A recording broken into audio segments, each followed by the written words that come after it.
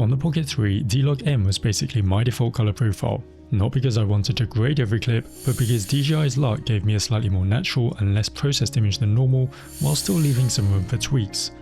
So when DJI replaced D-Log M on the Pocket 4 with D-Log, a fuller log profile that's usually reserved for their higher end cameras, I thought it would be an easy upgrade. But once I started using it, I started to miss D-Log M. Applying DJI's LUT the same way I had before left the footage looking a little bit flatter than I was used to. It just didn't feel quite as ready to go as Pocket 3's D-Log M, at least not to my eye. But even more importantly, there were all these quirks that come with shooting D-Log. It can't be used in slow motion. The minimum ISO jumped from 50 to 400. Shadows get noisier. And suddenly, people are talking about things like ETTR just to expose it properly. That's when it hit me. D-Log isn't just a better version of D-Log M, it changes how you shoot and how you edit. So I set out to find out what's actually changed and whether I'll keep defaulting to a log profile like I did on the Pocket 3, or if the Pocket 4's normal profile actually makes more sense for the way I shoot. So first, let's compare Pocket 4 D-Log with normal and with D-Log M on the Pocket 3. Before applying any LUTs, D-Log is clearly the flattest of the three. That's expected, but what surprised me is that even after the LUT, it still looks noticeably flatter than D-Log M. Normal sits at the other extreme, sharper, punchier and more contrasty straight out of camera. These differences are even clearer in this color chart example. The colors pop more in normal and the ground beneath the chart has noticeably more texture and local contrast. The waveforms show the same thing. Even with the official LUT applied, D-Log keeps more of the tones compressed towards the middle. Normal spreads them out for a more punchier image, while D-Log M lands somewhere between the two. So I'm not saying one profile looks better than the other, the point is that applying the official LUT gives you a very different starting point than D-Log M did, and that's something to keep in mind if you're used to working with D-Log M. But the bigger issue isn't just how D-Log looks when using the official LUT, it's how it changes the way you shoot, starting with ISO. With D-Log, the minimum ISO jumps from 50 to 400. Now not only can that increase the risk of noise, but it also has implications if you use ND filters to get natural motion blur. In normal, I can easily get +0 EV using an ND64 filter here, but in D-Log that jumps to +1.3 EV, and it isn't even especially bright here. So in some situations I may need to start using stronger ND filters, and stronger NDs can get expensive while also being more prone to noticeable color shifts. But this brings us to yet another complication of D-Log, which is that you may not even want to expose it the same way. Because D-Log gives you a flatter image that holds onto more shadow detail, it can also make the noise in those shadows more visible, especially once you apply a LUT or start grading the image. So if you want to keep D-Log as clean as possible, exposure becomes even more important. A lot of vlog shooters use a technique called exposing to the right, or ETTR. Basically, this means pushing the exposure as bright as you safely can while being careful not to clip important highlights. But to do that properly, you usually want to use tools like zebras or histograms, and on the Pocket 4, those tools aren't available on the camera itself, only when you're monitoring through the DJI Mimo app. And then there's slow motion.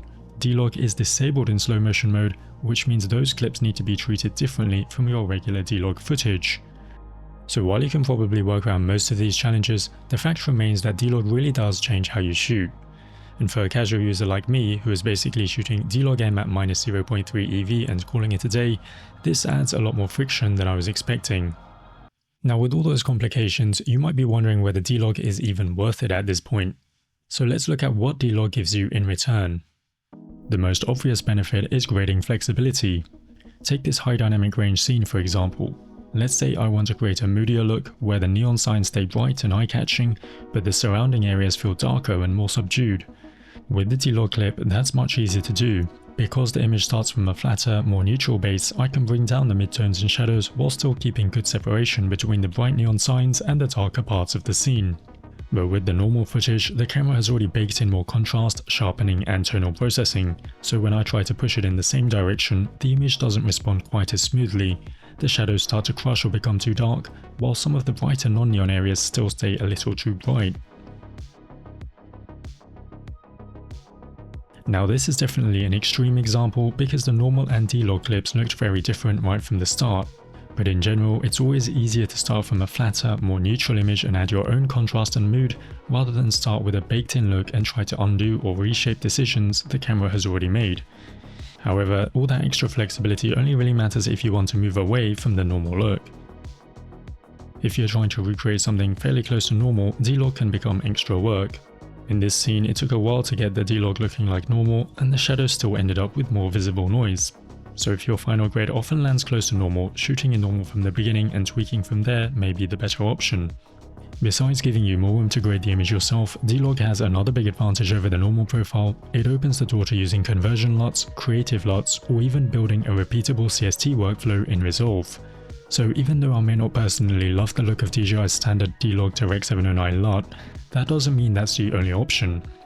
In fact, after scripting this video, I realized DJI offers a second LUT for the Pocket 4, a D-Log Direct 709 Vivid LUT, which gives you a more contrasty and saturated look straight away, closer to the ready-to-use result I was used to with D-Log M. And beyond that, there will be plenty of third-party options too, from alternative conversion LUTs to more stylized creative LUTs. So if I find something I like, I may still be able to keep the simple one-click workflow I had with D-Log M. And this is one area where D-Log should be better than D-Log M, since LUT makers have more room to shape the image, and they're working from a documented log curve now, rather than a black box. So with all that said, which profile will I be using going forward? Well, I'm still experimenting, but I think the answer is going to be both. For unboxings or product demonstrations on this channel, I'll almost definitely use a normal color profile. Its sharp and punchy look is already suitable for that kind of content, and it's not footage that really needs a custom grade. But for travel footage or clips where I might want to create a more stylized video, I'll shoot in D-Log. I definitely like the idea of having more flexibility in post and being able to experiment with different looks. Even so, I do kind of miss the simplicity and middle ground that D-Log M gave us. It was a way to bypass some of the extra processing the normal profile applied, but without the complications of shooting full D-Log, like the minimum ISO bump and slow motion limitations. And as someone who owns other DJI devices that only shoot in D-Log M, losing it on the Pocket 4 means my workflow isn't as consistent across cameras anymore.